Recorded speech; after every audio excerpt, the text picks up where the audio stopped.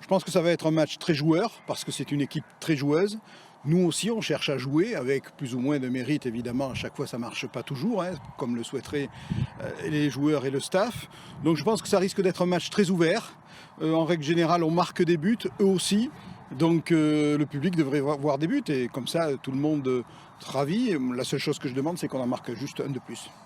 Début de cette rencontre de Régional 1 entre le FC Porte-Entre-Deux-Mers et le JAIL Football.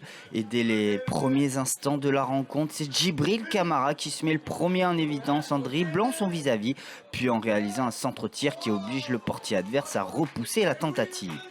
Les locaux intensifient leurs efforts et sur le côté gauche, Camus Camara réalise un superbe double contact avant de frapper. Bien placé, Djibril Camara n'a plus qu'à convertir et cela fait 1-0 à la 22e minute de jeu. Les joueurs du Porte-Entre-Deux-Mers semblent inarrêtables. Mehdi El Fakali préfère l'action solitaire et ne parvient pas à conclure une réelle occasion de but. Mais sur leur lancée, ils vont parvenir à la 33e minute de jeu de faire le break. Sur un superbe rush de Jean-Marc Talanzi, Camus Camara va servir un superbe centre au second poteau à Djibril Camara qui reprend 2 volées pour inscrire son doublé dans cette rencontre.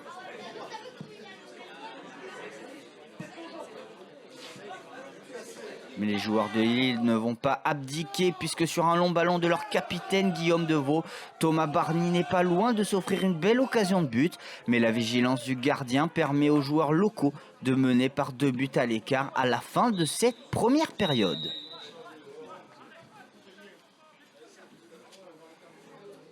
Au retour des vestiaires, le JAIL va commettre l'irréparable à la 55e minute de jeu.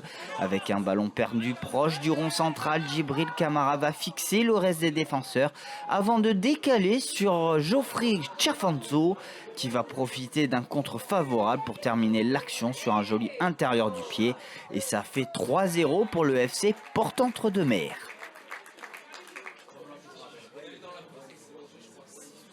Ce but va réveiller les ardeurs des joueurs visiteurs puisqu'ils ne seront pas loin de réduire la marque à quelques reprises.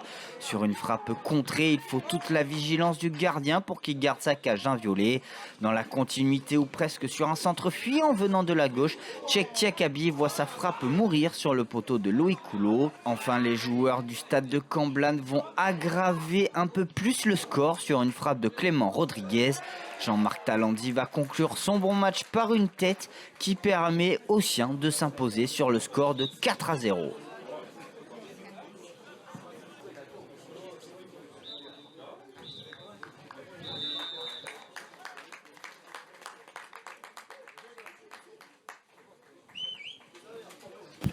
Oui, bien sûr, évidemment, quand on gagne les matchs 4-0, on peut toujours mieux faire, mais c'est vrai que c'est une belle soirée pour nous ce soir.